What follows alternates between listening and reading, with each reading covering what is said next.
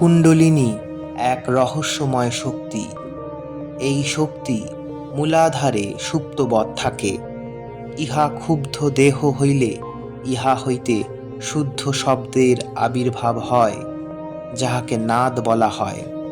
মূলাধার হইতে আজ্ঞাচক্র পর্যন্ত মানুষের দেহে মুখ্যত ৬টি চক্র আছে। মূলাধারে যে চক্র আছে উহাতে ৪টি মাতৃকা আছে, নাম চতুর্দল কমল। কমল আর চক্রে ভেদ আছে।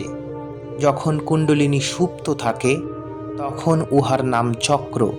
কুণ্ডলিনী জাগিলে নাম হয় পদ্ম, অর্থাৎ কমল। চক্রাবস্থায় যে মাতৃকা আছে, কমল অবস্থায় উহাই কমলের দল। এই প্রকারে মানুষের দেহে সুষুম্না নাড়ীর নিহিত সম্বন্ধযুক্ত ৬টি চক্র আছে।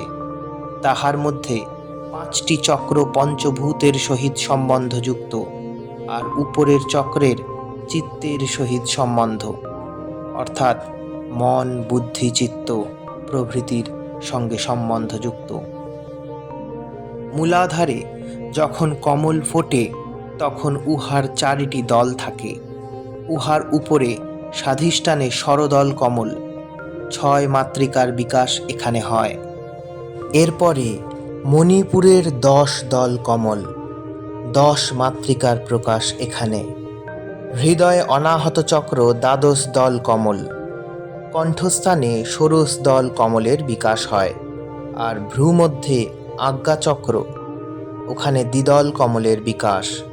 সমষ্টিতে ৫০ মাতৃকা, ৫০ দল কমল। ইহারও রহস্য আছে। দ্বিদলে ২টি বর্ণ আছে, উপরে হকার, নিচে সকার, এই প্রকার বিন্দুযুক্ত। মূলাধারে যে চতুর্দল কমল আছে উহাকে সর্বনিম্নে সকার থাকে, ইহা বিসর্গযুক্ত। উপরে হকারে বিন্দু, নিচে সকারে বিসর্গ, এই প্রাণশক্তি হয়। যোগীর নিকট ইহা সোহং হয়। যে অজপা জপ করে সে ইহার রহস্য জানে। শরীরের ভিতর ৭২,০০০ নাড়ী আছে। মুখ্য ৩২ নাড়ী, মুখ্য চতুর্দশ অথবা দ্বাদশ। উহাতে মুখ্য ৩, ইরা, পিঙ্গলা, সুষুম্না। ইরা বামা মার্গে, পিঙ্গলা দক্ষিণ মার্গে। ইহার গতি সরল নয়। এই ২ মার্গে শ্বাস প্রশ্বাসের গতি প্রবহমান।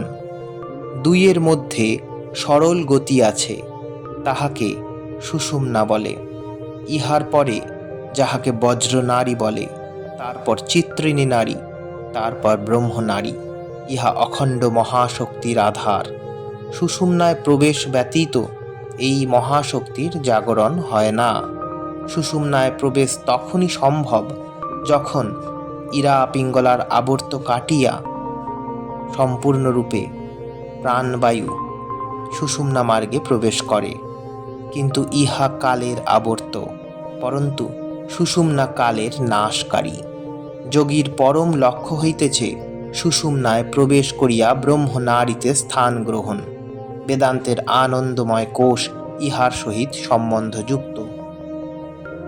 যাইবার ক্রম হইতেছে প্রত্যেক চক্রে ৩টি অংশ। সবার আগে মাতৃকা অথবা বর্ণমালা, তারপর নাদ, তারপর বিন্দু। মাতৃকাকে ব্যবহার ভূমিতে কলা বলা হয়। বিন্দু, নাদ, কলা, ইহাই ৩ অংশ। প্রথমে প্রবেশ করিতে হয় মূলাধারে। প্রবেশ করিবার জন্য গূঢ় রহস্য দ্বার আছে। এই দ্বার খুলিতে হয়, ইহা সব সময় বন্ধ থাকে। যখন বিরুদ্ধ শক্তির পরস্পর সংঘর্ষ সাম্য অবস্থায় অন্তর্নিহিতভাবে জাগিয়া ওঠে, তখন নিচে হইতে চিদাগ্নির উদ্দীপন হয়। এই ২ বিরুদ্ধ শক্তি প্রাণ অপান যখন সাম্যভাব প্রাপ্ত হয় তখন নাম হয় সমান। সাম্য হইতে যে অগ্নির বিকাশ হয় তখন উহার নাম উদান এবং ব্রহ্মরন্ধ্রে প্রবেশের সময় ব্যান। এই চিদাগ্নির দ্বারা মূলাধার চক্রের প্রাচীর গলাইতে হয়। মাতৃকাময় এই প্রাচীর যখন গলিয়া যায় তখন গলিবার পর দ্বার খুলিয়া যায়। পর পর ৪টি মাতৃকা আছে। নাদ ভাব আসিবার পর সঙ্গে সঙ্গে উপাহ ঊর্ধ্বমুখী গতি শুরু হয়। মূলাধারে ঊর্ধ্বগতি হয়। বিন্দুস্থান ইহা সুষুম্না নাড়ীর একটি স্টেশন বা অবস্থান ভূমি। মূলাধারে অন্য বর্ণের সঙ্গে সম্বন্ধ নাই, বর্ণ গলিয়া নাদ হইলে তখন সম্বন্ধযুক্ত হয়।